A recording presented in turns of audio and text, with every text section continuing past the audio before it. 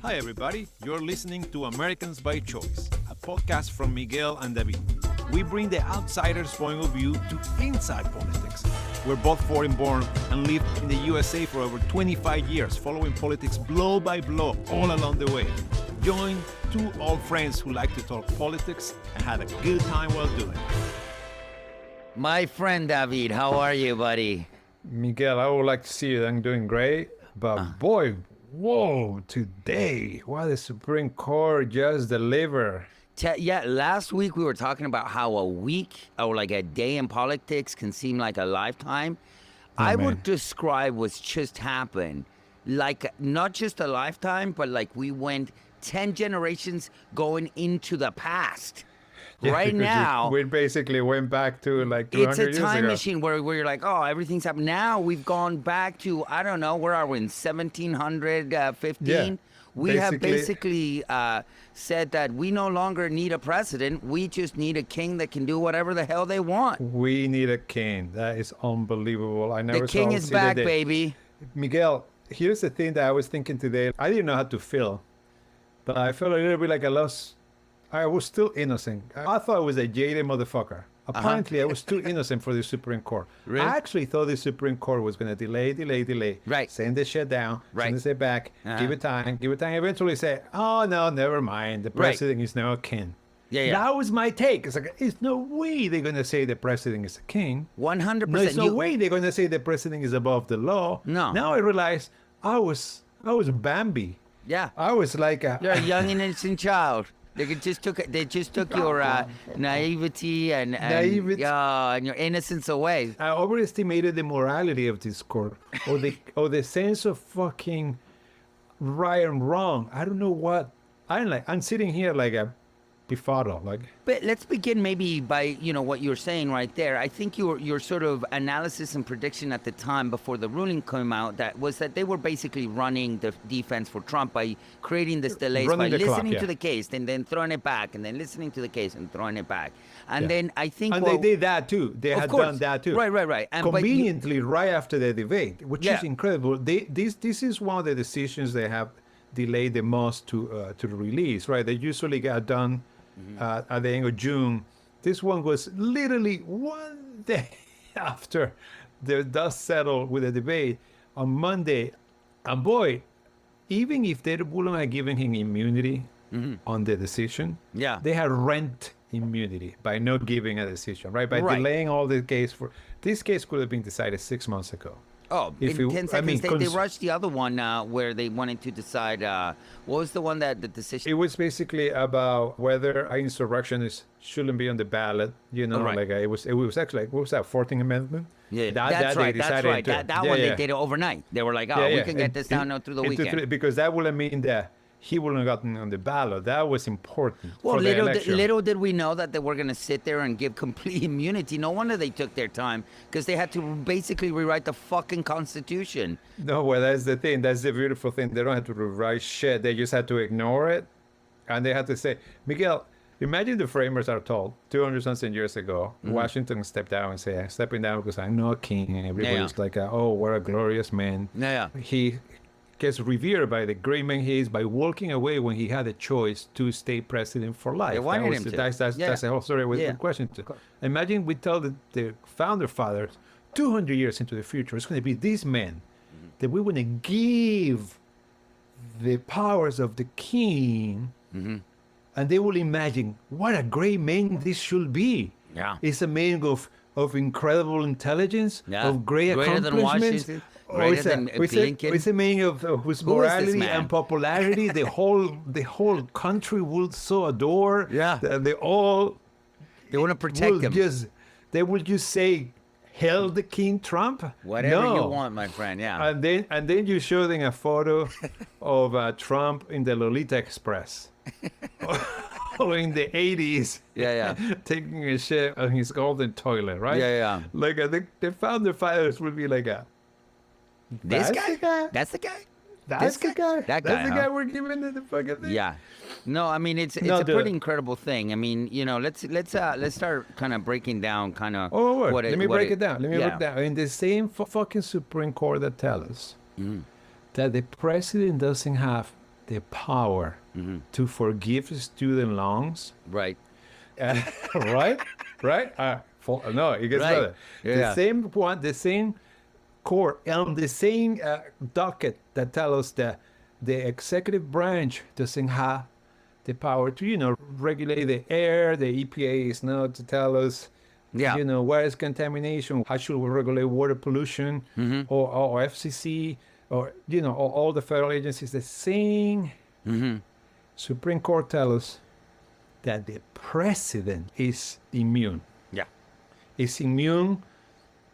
It has absolute immunity on anything. It's the same Supreme Court that tells us that the president has immunity on anything on his official duties, right? Yeah. Except that they don't tell us what is official and what is not official. And by the way, it's immunity, absolute immunity. They Absolute say immunity absolute on immunity. core responsibilities Yeah. that are, And then, and this is a straight quote, they say, as for his remaining official actions, right, which is vague enough, they say he's also entitled to at least the presumptive immunity. So, yeah, this is one, Miguel, in which we had to quote a lot, because I think just us saying this shit, it will sound like we are, missing the mark, not being accurate. So I'm planning on relying on a lot of quotes here. And our great friend Sonia Sotomayor, I think, was incredibly eloquent. Yes.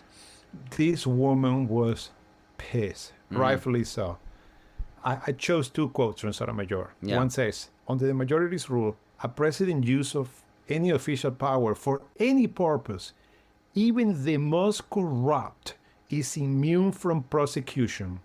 That's just as bad as it sounds. Yeah. And it is baseless. Yeah. Dude, this is not some fucking anchor or like a morning jockey in the morning saying this shit. This is a sitting member of the Supreme Court saying it. Now, before we go into checks and balances, he cannot do anything he wants. You remember you were actually bringing up this example the other day about the Navy SEAL team assassinating a political rival, right? Right. Remember you were bringing that up because it was brought up on the hearings. Yeah. Well, Sonia Sotomayor goes to say, if he orders the Navy SEAL Team 6 to assassinate a political rival, immune. Organize a military coup to hold onto power, immune. Take a bribe in exchange for a pardon, immune. That's a quote, Miguel. This is no hyperbole. Sonia Sotomayor went on. This is a good touch. Usually, when she wrote down the dissent, and on the dissent, they usually end their dissent with respectfully, we dissent. Doesn't she end in fear of our democracy? I dissent. Isn't that on this quote? one, she paraphrasing, she say, on fear of our democracy, we dissent. Yeah. There's not enough hyperbole on this, Miguel. Here's the thing that we found. Let's just bring that. Let's just land that plane right there. You're saying that in no other decision do you close with. I mean, I don't even know what that is. That is a forewarning of what we have done right now. That's just a commentary, Miguel. That was just a flourish. Yeah. But this is where I'm gonna go. I just wanna. Apparently, a lot of Trumpers listen to us, Miguel. Welcome. We welcome you guys to listen. Thanks for the comments. Really happy to have you guys. We really appreciate Love it. it. And I want one of you conservative friends to tell me, how do you explain that we give full immunity to this president, right? How do you explain that the founder fathers who fought a war to get rid of a king, now we end up with this Supreme Court giving the same powers to a president? Yeah. Please explain that to us. We're looking forward to hear those answers. I'm sure you guys have really nice, coherent, cogent answers on this one. Especially because somehow this power of total immunity, we've been able to go 200 years without it, Miguel.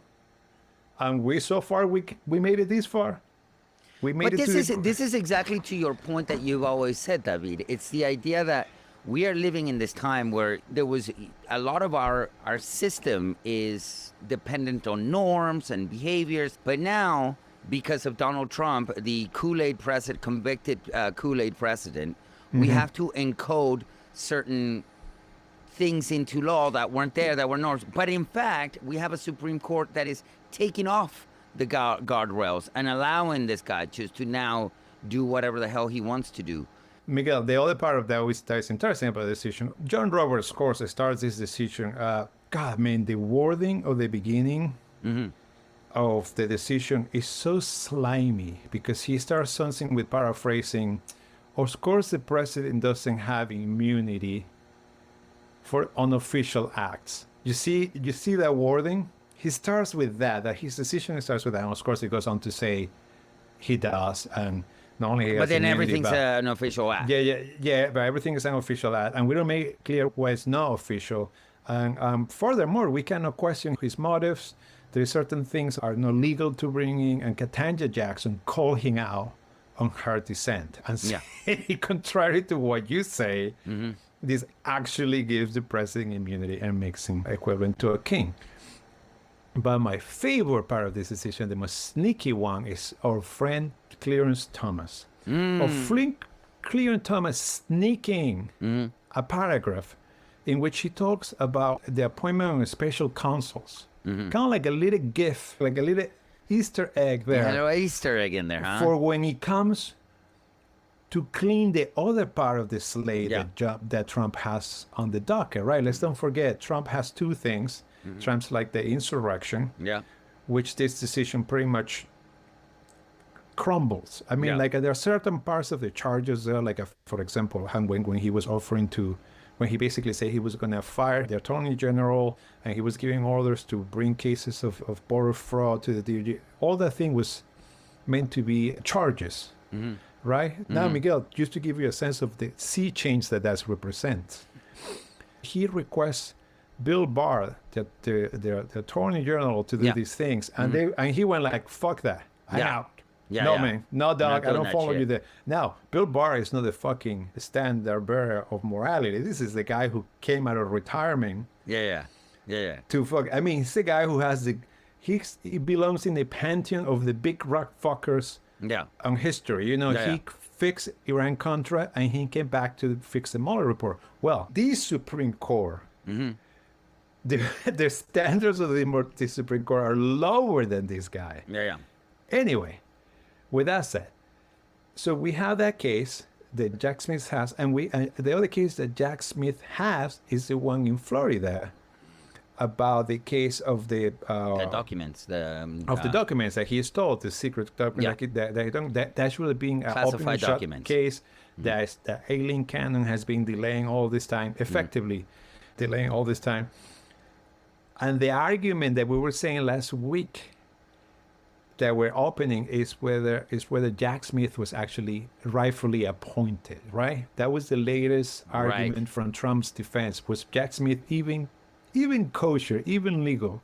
Well, Clarence Thomas makes sure to put this little, little present on this one, so he gets rid of one and two. Those two cases are going away, and of course, as we know, our case in Georgia has been dead in the water for a while.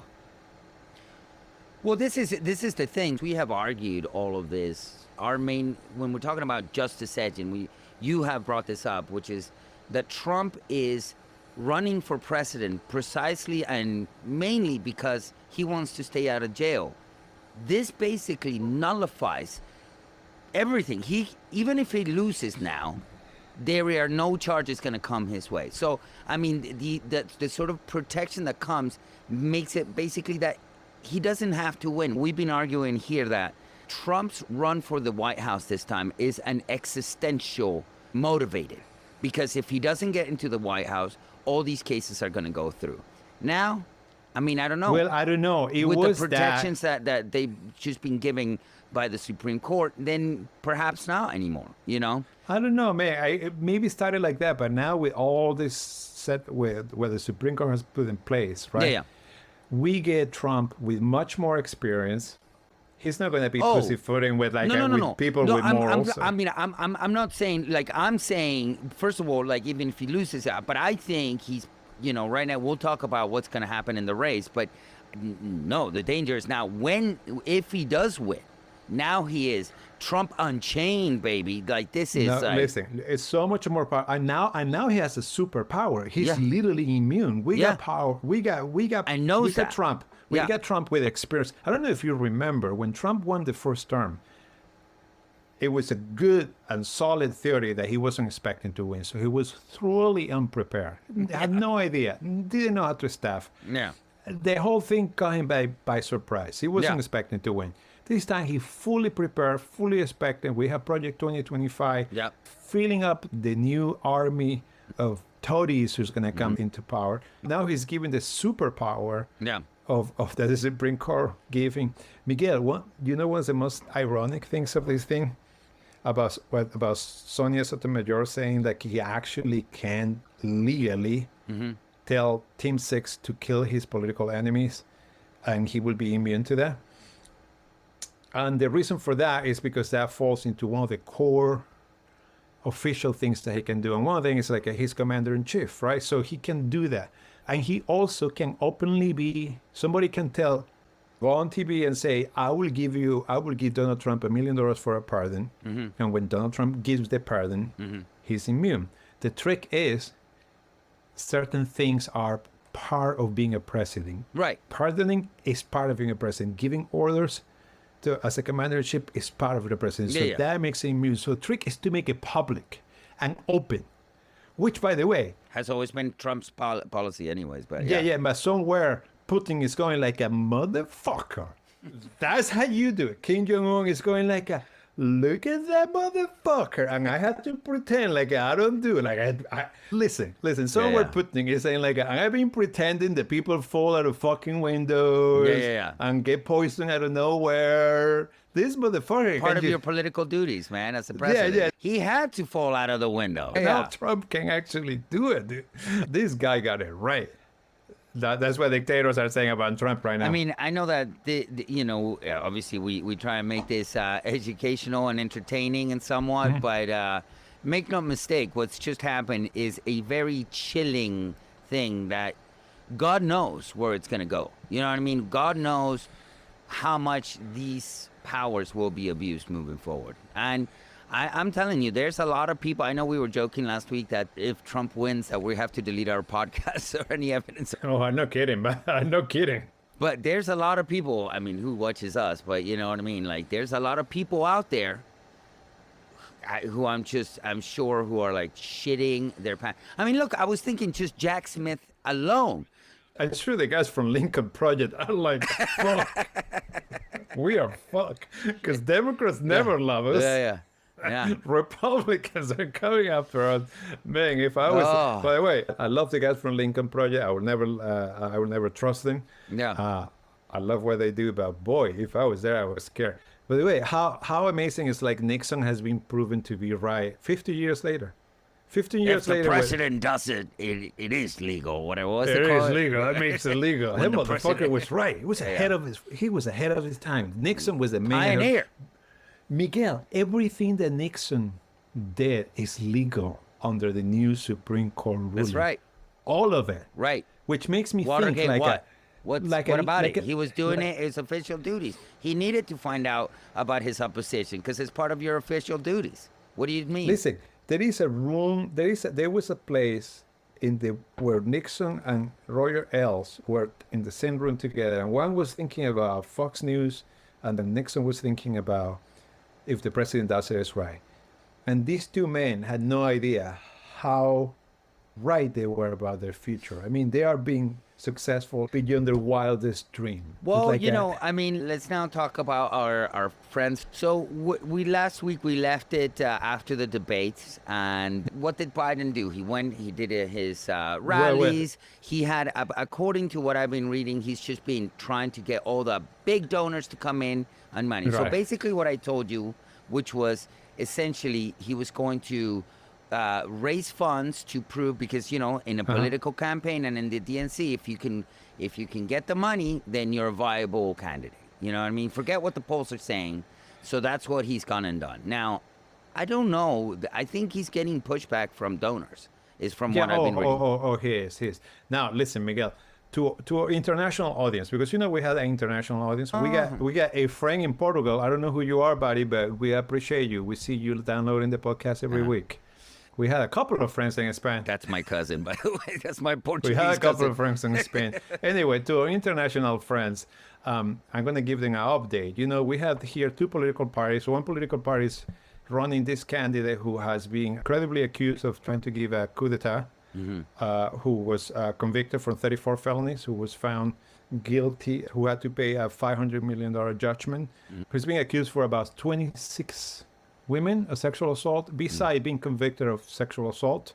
That's one party that we have. In the other party, we have this guy who ran the best economy of the developed world, apparently, like after COVID, like the best recovery, the best numbers all around, who actually has been granted immunity, right? This other guy has been granted immunity. And I don't want my international friends to be confused. One of these parties are in completely disarray and pulling themselves apart, right? The party that's pulling themselves apart is the one who had a president with a great record, who just got total immunity. That's the party that's pulling themselves to pieces. Okay. And the other one, other one is running, is united like never been united before behind this 34. Well, but times felon. But as you, I know what you're doing, David. I know what you're doing, my friend. But we have to live in the reality of the world, and that is true. Exactly what you said is true. And in fact, look, all of it is true. All of it is true. And by the way, does it make any sense? Who the fuck cares? That's what's happening on the floor. So you're right. Like there was a poll that came out today that essentially asking if the president is too old. Guess what the percentage of people that said that Biden is now too old to run after seeing the debate? I don't know. What is it, Miguel? 67%.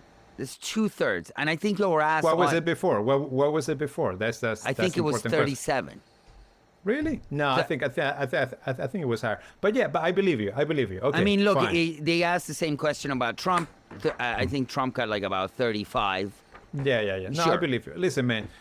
And other old candidates, we can name him here, which would be John McCain, Bob Dole, famously Ronald Reagan. They were all, they would all circle around, a third, like 33%. That's basically what the number is. Yeah, he's too old to run, but, people can think that, but still vote for the guy. But now when you're reaching a threshold of 2/3, we got to look at those issues. I've been, of course, I was being glib about. No, I know that. you're being. I enjoy it when you're glib with me, my friend. But look, I'll tell you, I did read an article.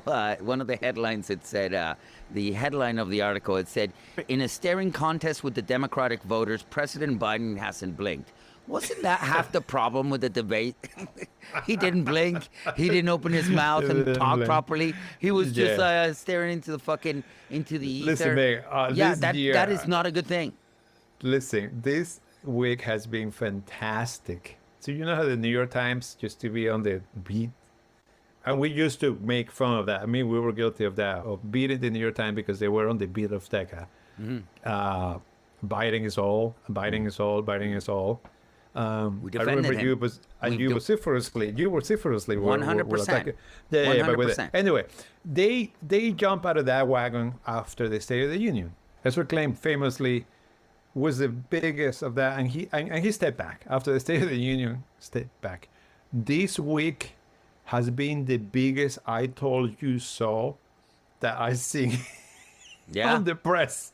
The New York Times was hours of like a I told you so, and they rerun their programs from February. Like, this is what we were saying. We told you. It was true. And we're like, oh, yeah, well, yeah, come on. Maybe. No. I mean, it's funny that you mentioned Ezra Klein. I mean, in one of his pieces, I think this week in the New York Times, obviously all the major polls that were waiting after the debate just to see if there's been a significant change hasn't come out. But apparently he's hearing that there are internal polls that show a massive shift in the support. You know what I mean? After the debate. Listen, let's talk the reality here. Okay, so the whole family was meeting together this weekend. Yes. And trying to tell him whether he will stay or he should go. The whole family was meeting together, including Hunter Biden, who apparently the New York Times report is one of his most trusted advisors, telling whether Biden should stay in the race or go. And apparently they told him to stay. Yeah. Which I don't find that the most loving thing that the family will do too. I mean, I was Biden, I hope my family doesn't drive me down. I told you, Chuck Berry's family, we used to car him out to play the gigs, the same people. And last week you said that was a good story. But last, last pod you told us that Joe Biden isn't a political operative. I want to dissent from that opinion. I want to say that is not a political operative. You said, well, she's not being a political person.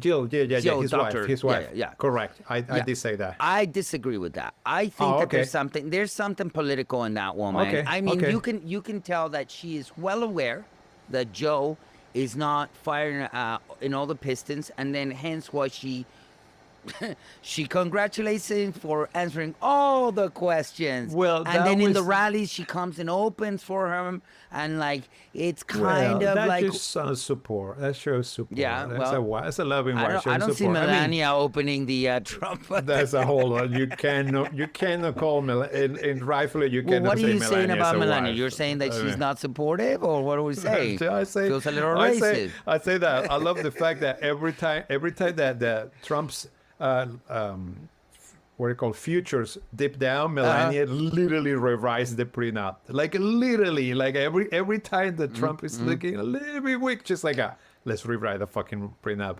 It's unbelievable. Anyway, I agree, but let's talk what it is, man. Let's talk it have to be a replacement. And I don't see, Miguel, this is going to tear the party apart. Yes. This is going to tear the party apart.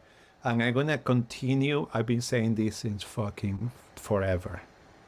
One of the biggest, there's many obstacles, but one obstacle right now is Kamala. Yes.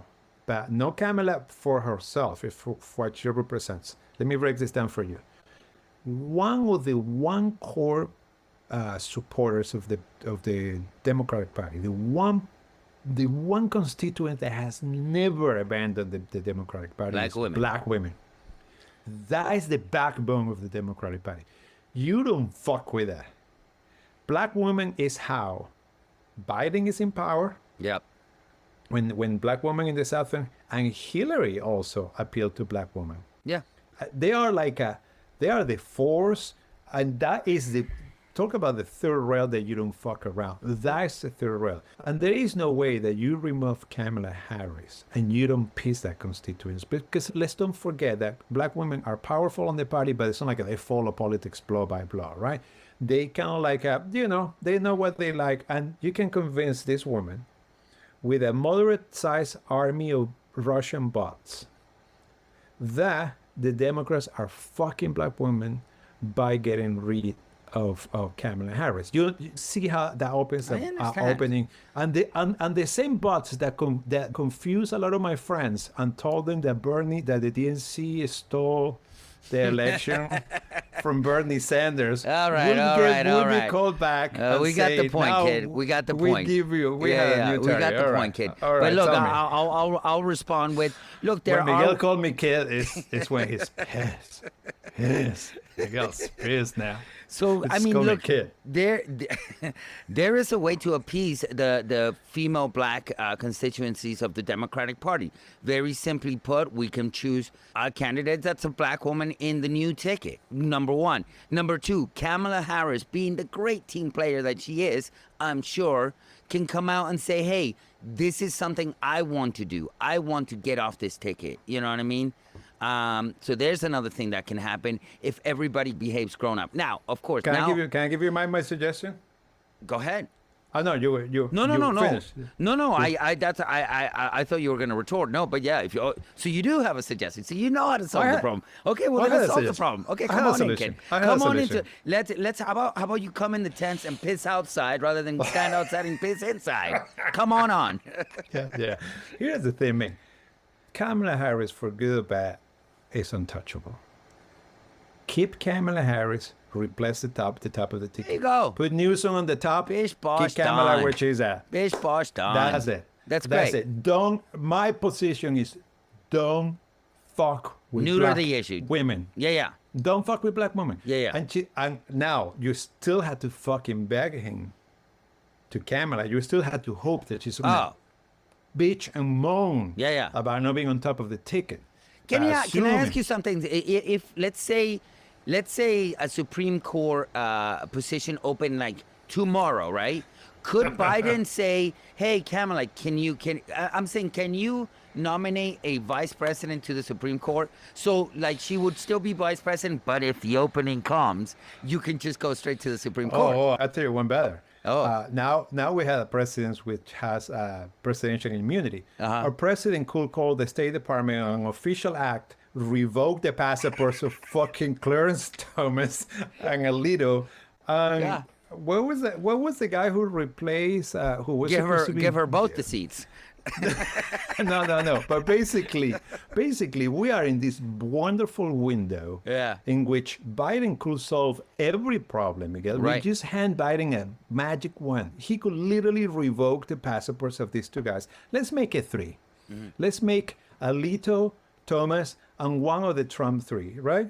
Just open 3 fucking Supreme Court seats. Yeah. What's going to happen to him? I mean, he has immunity. I have immunity, my friend. You wrote the opinion, my friend. You should know this. Yeah, and B, I mean, Biden can also carry this shit through court like Trump does, right? Until he's fucking dead. I mean, which is can be might not be long, but whatever. This is a win-win, brother. I mean, I'm telling you, while we're fantasizing here, there is a lot of solutions to this problem. But look, I hear you on the camera. I think there's plenty of solutions. What do you think about that? I don't mind it. I don't mind it. Again, we talked about Kamala, and it's just how much is Kamala willing to play with us? You know what I mean? Because if she wants to be a problem, it's going to be, like you say, a tear-out disaster, right? A disaster. Because there is no unity. I mean, Miguel, there is no a universe in which everybody coalesce around one candidate to replace Biden, right? It's going to be a fight. And the problem with this is like whoever survived this fight gets bloody. It's one of those things, kind of like what happened between Obama and Hillary Clinton, where like a Hillary did more damage to Obama than needed to. Than McCain could ever do, right? Right. Because he came more bloody by Hillary than so there is that. There's some argument that also he became a better candidate because of Hillary through that fight too. Exactly, so I mean, so there's other things too. We discussed a little bit about Kamala, but it's almost like you kind of want to keep shifting away from what. But what do you think? Look, from what you've read, do you feel like the inside of the party? I'm talking about our congressmen, our senators, are discussing this openly. Are we still in fear of openly discussing this as if you're a Democratic part of the Democratic Party, part of the DNC? Because, I mean, there's chatter. I mean, look, like you said, the entire editorial board of the New York Times came out and said, get out. That doesn't matter. Well, I understand. But, I'm just saying that's a platform. That's a huge platform. So I see them close in ranks, but I'm telling you, the money is the thing that's going to go, hey, man, you're not bringing them the money. After the debate, we're not getting the cash that we need. I mean, I've not gotten as many emails from the Biden campaign as I have over this weekend. Which, by the way, I did answer for no reason, knowing that nobody answers those emails. Listen, Miguel, I haven't changed about my position this week, in which basically I feel like we lose with Biden. Yeah. And we may as well lose with a better slate, right? Hail Mary, baby. I don't think DNC, that's the thing. That's what I'm telling you. The DNC is cracking right now. It's literally cracking because they're not heading in this bus over the cliff and their driver literally pass out. This is Biden, right? Yeah. He's going over the cliff. They don't know how to pull out. There's all loyalties. I mean, Biden has been part of he's the oldest member of Congress. He's been around for 30, 40 years. I don't know. It's deep, all loyalties. I'm telling you, the most helpful thing that I saw was going to meet with his family over the weekend, and they were going to try to talk him out of it. And I was like, well, that's the only way, because make no mistake, nobody can force Biden out right now. He won all those delegates. Those delegates don't go anywhere, at least that he doesn't release them. There is no a universe in which you can wrestle this nomination out of Biden's hand. He has to release. Don't we have those super delegates can kind of begin to shift that? They don't account for much. The super delegates, as much as as they are told as a powerful, they represent like a, don't quote me on the number, but something like a 5 or 10% of the vote of the delegates, right? Okay. In a close election, they will tilt the election one way or another. But now that all the delegates are actually pledged, and remember, he ran pretty much unopposed, so he got all the delegates. It's not like he has a plurality. He has all the delegates, right? So the only way out here, but this brings me to something that it's gonna make you happy, Miguel. I think I see a scenario. There's a little happiness this week. Oh my goodness! I think I see a happy ending here. What? I come around. It's a happy ending on this. Okay. Well, there is a world, and something is far fetched, but some of this is very much grounded on reality. Okay, daydreaming with David. Let's go, baby. Well, listen. Biden has the possibility right now to be a fucking hero, right? To be a Washington-like figure that says, I step away gracefully from my incumbency. I mean, he would think like a candidacy, incumbency, yeah, of course. Yeah, like for my right to have a second term, and I just hand it over to a younger candidate. So like we keep thinking Newsom, but he doesn't have to be Newsom, but let's keep thinking Newsom because that's the guy that I wanted to be. And all of a sudden you had a race in which Biden is just magnanimous. All of a sudden the opinion polls on him are going to go through the roof, like this magnanimous wise man. And all of a sudden now Trump is running against a young, energetic guy with no baggage.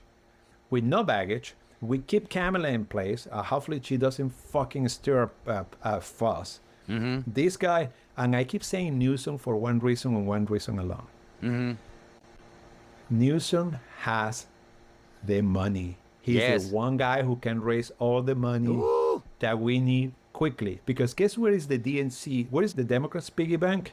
California. That's baby. Where they all go and it'll together. be Newsom and Kamala, both California, baby. Double California. No, that's actually a problem. Bing. That's actually a problem. They cannot be from the same state. I can't believe you bring that up. Oh, fuck. So they cannot be from the same state, huh? Yeah. It's the same reason that they're saying why basically Rubio cannot be VP for Trump, because they're both from the same state. But hey, what? Kamala now lives in Washington. Did you change your residency? Exactly. She hasn't been in California in fucking, 4 years. Yeah, that's easy. That's just a change of address, man. We can let her live in a P.O. box and wherever you want. In Delaware. Yeah. Listen. No, that. But that would be. I mean, there is a scenario in which now Trump is running with a new candidate, which is John, and now Trump is the old guy. Can I add a cherry on top? Yeah, go for it. Because now it doesn't really matter.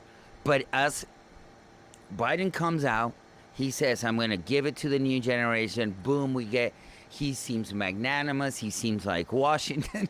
He gives it. Now we got energy with Gavin Newsom, and then he goes, "And by the way, as one of my last official acts as president, I'm going to pardon Donald Trump for his things." Because that doesn't matter now, but it just seems like, oh my God, that guy is the best.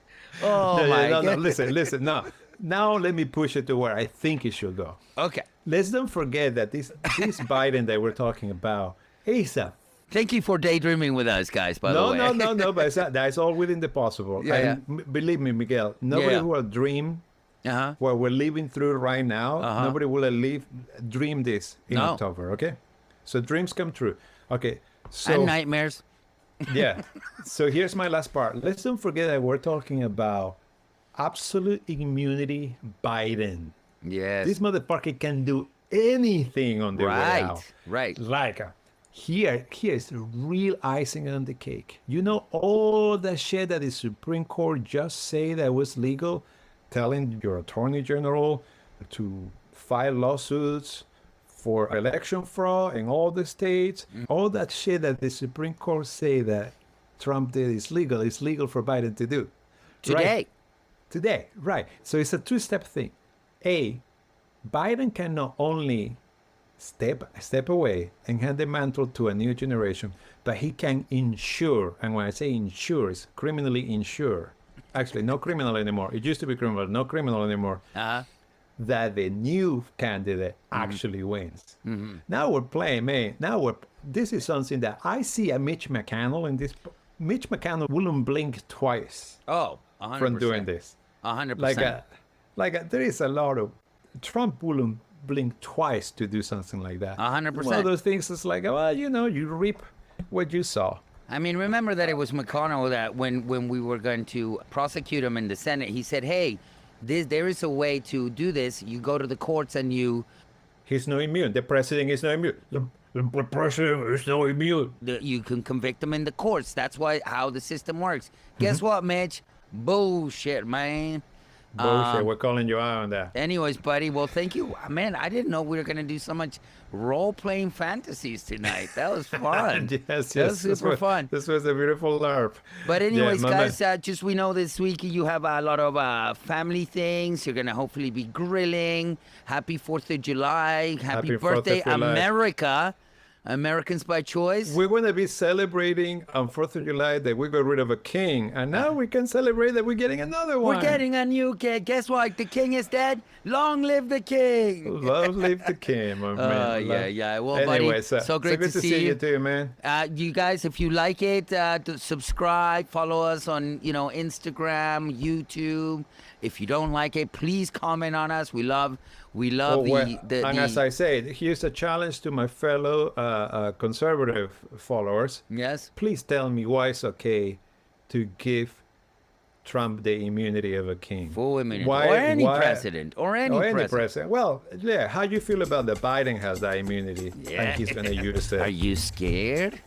Yeah. Remember, Biden has until January. Well, guys, enjoy the grilling. Don't burn the house. Enjoy the fireworks. And we'll see you here next week. Until next week, my man. All right, buddy. Take it easy. Have fun. Bye-bye. Take it easy. Care.